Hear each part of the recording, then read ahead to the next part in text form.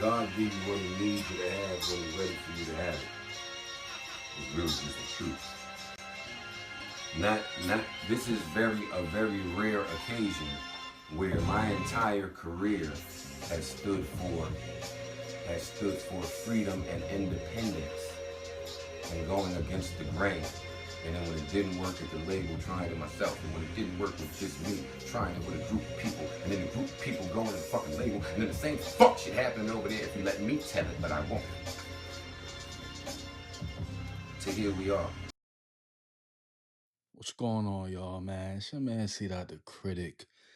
Getting right down into it, right to the point.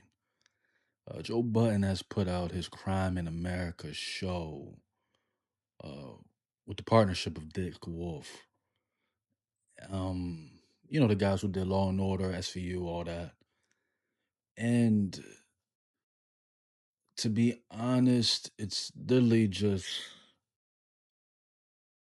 a review, a Joe Budden review, and kind of a half-ass one, a monotone, just regular script, regular teleprompter type review of a case we never heard of before.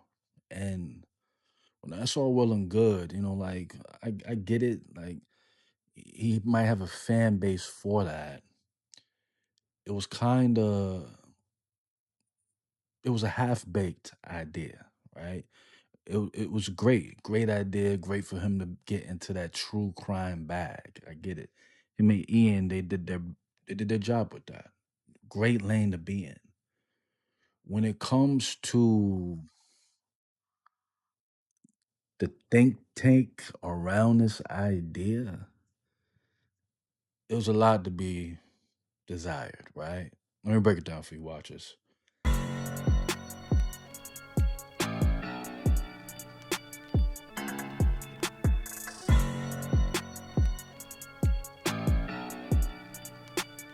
So let me basically give you some examples where, this is something I'm doing series basically called the GreenLight Room, where it's like, look, I don't mind it, like come up with ideas when it comes to different shows, different people and what they're doing out there with different content creators. I have literally a million ideas a day. It's nothing like I've been doing this. I used to do this for a while back in the day. Um, One of the videos I even put out before was a video about how Joe Budden, funny enough, should hire Mandy and Bridget and put them on their network. That was, man, what was it? 6 years ago now? I mean, it was a while ago, right? Yo, that's a hit. After that, I feel like they're gonna I don't know. At first, they were signed a loudspeaker before. You know what I mean? Like, this is the Horrible Decisions podcast with Mandy and Weezy, and I don't know if I don't think they still have a deal there. I could be wrong, and then this is all null and void and shit. But I think Joe Budden Network, they're gonna have Mandy and Weezy and the Horrible Decision bitches basically on the podcast network as well. He ended up doing it, which I don't even know if how that works out for him now with the whole beef with Joe and Mandy going on. But so, you know, that was the idea I had. That was just seeing the lay of the land when it came to the media space at the time. And I think it's time for me to help out Joe again, for real, because the potential's there with crime in America. It's there. It's just you could tell they're doing it on their own, for real. So let me produce you a little bit because I could tell you guys are doing it on your own. It's not real. Maybe the production style. Who knows? I don't know. When he gets in depth into it, we'll see. The production might be Dick Wolf, or maybe they just got the backing. And this is a chance, almost like the resume, to say like, okay, let me see what you can do, Joe. Let me see what you can do, Ian, and we'll take it further, depending on the reaction, depending on the excitement behind the series. It might be that, and I think he said in his Forbes, one of his interviews, where he's not even getting really paid to do this. It's just an opportunity type situation. So let me give that back to you, for opportunity even to get into that think tank because the potential, like I said, is there, but I don't think the execution was poor, right? So to get straight to it,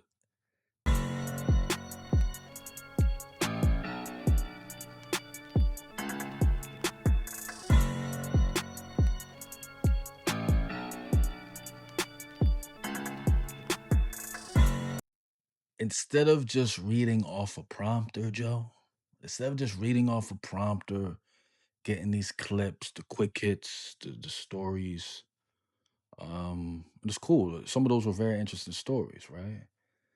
But if you're not gonna spend the money, right, to get the more of the clips from the actual events. I know you had the 911 call, you had some of the video, like of the man who took the baby hostage and all that.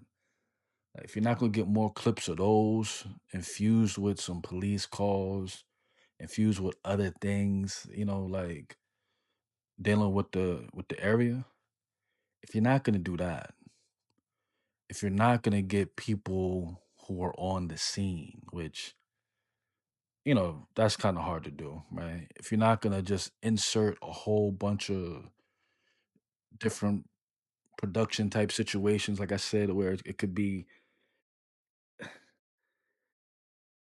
news reports, it could be things in the news on TV, like some of the filler to get, so it's just not you talking the whole time. Like, you can have news reporters who are talking.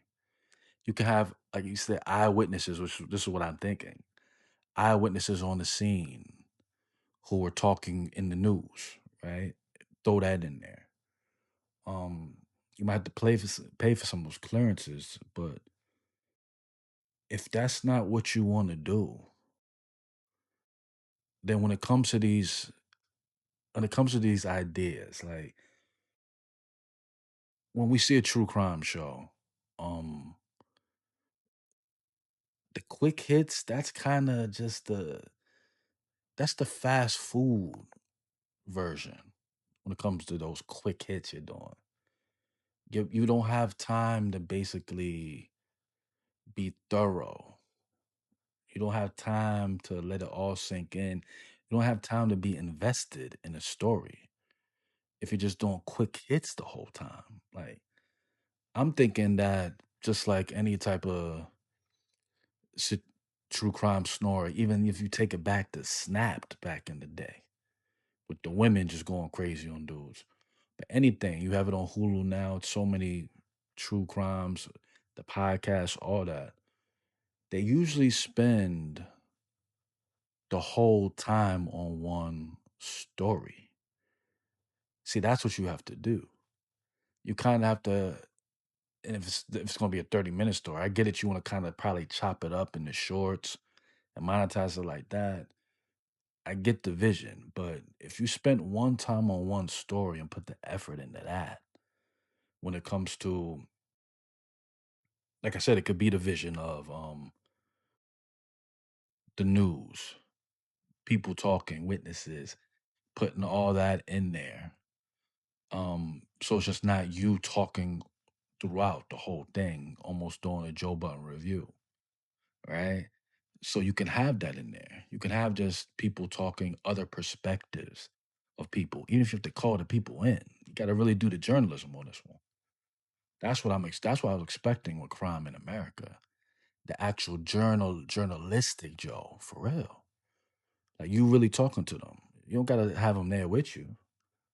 Breaking it down, it could be a phone conversation, right? It could be, hey, we're in a different era now. That could be a FaceTime call.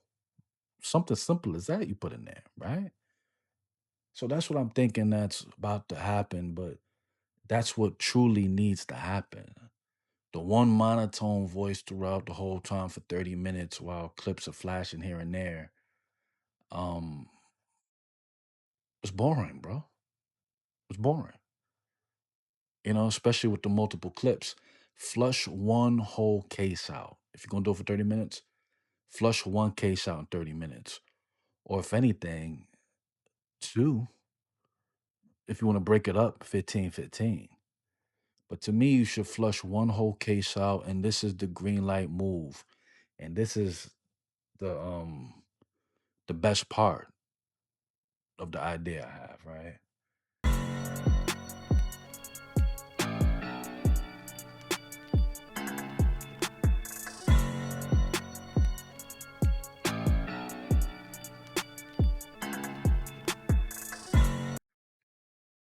You do everything I said. You have Joe in the beginning. Like I said, Joe in the beginning talking about the case. Then you send us through the journey, right? So you send us through the wormhole of the news, of what they're talking about locally, um, everything that was happening, all the things that they experienced. Let's say it was happening in North Carolina. So we should be getting the North Carolina news, North Carolina opinions, everything that was going on to make us feel like, man, we in North Carolina with it, to make us feel like we were there at the time it happened. That's what you do, right? You do that for a 20-minute segment, and then at the end, the icing on the cake that nobody's really doing. That's when you come in, truly, Joe, and lend your voice. You can lend it throughout, right? Maybe I give it out of 20 minutes, you maybe lend 10 minutes of your voice throughout in whatever spaces you want, right? Whatever spaces that's needed. That's the key. But at the end, that's when you have your crime table, right? Which is the round table of crime, which is the round table of different people you bring in. So let's say it's a former detective coming in. Who cares where he's from, right? You could have a Jersey detective, bring him in. You could have you. You could have shoot. If it has something to do, let's say with a crime that happened at a school, you could bring Parks girl in, Rem. She's a teacher, right? Like we know that about them. She's a teacher. Bring her in there for a certain opinion from the teacher's point of view. So now you have the cop, you have the teacher, you have you. Let's say bring someone else in for another point of view. Um, but you need to build a crime table, like a syndicate type table, where at the end, in the last 10 minutes, you break down everything you just saw about the case. That's what should happen. Bring Ian in there. Who cares? That doesn't really matter. Those pieces will always be interchangeable, depending on the case, right? So that's what would make it special. That's what would greenlight this show, truly, and separate you from the rest of every true crime podcast, YouTube show, whatever. And that's when Joe can be Joe. That's when you moderate. That's when you pick people's brains and say, "Oh, this is because of this happened," or "Well, what happened when this happened? Well, it finished like this, and man, what would you do?" So you almost like do a little 10-minute pod at the end of every Crime in America show. That sums up the whole case and what everyone feels about it. That's what would get people intrigued, right? That's what you do. So it says the first episode of Crime in America. The idea is great. The idea is has the potential to me to be greenlit into something special. Execution, like I said, the what you guys have with the genesis of this, it's not it, right? It's not it. But because the potential's there, like I said, I'll lend my brain for this one. I'll give you the idea for that one. That's on same way you're doing it for Dick Wolf, the resume, the oh man, just to show what you can do. Hey, that's what the green light room is for. That's what I'm here for. Just to give you the extra push, the extra idea, the extra guy in the think tank to take it to the next level. So all right, man. Let me know in the comments. Let me know what you guys think. And what you guys think that Joe should do next for real. And how you guys would let's say progress or what ideas you have that would progress and then push the show forward. And yeah, man, I'm gonna keep watching. I want to see what they do next, but it has the potential there. So yeah, until next time, watchers, keep watching.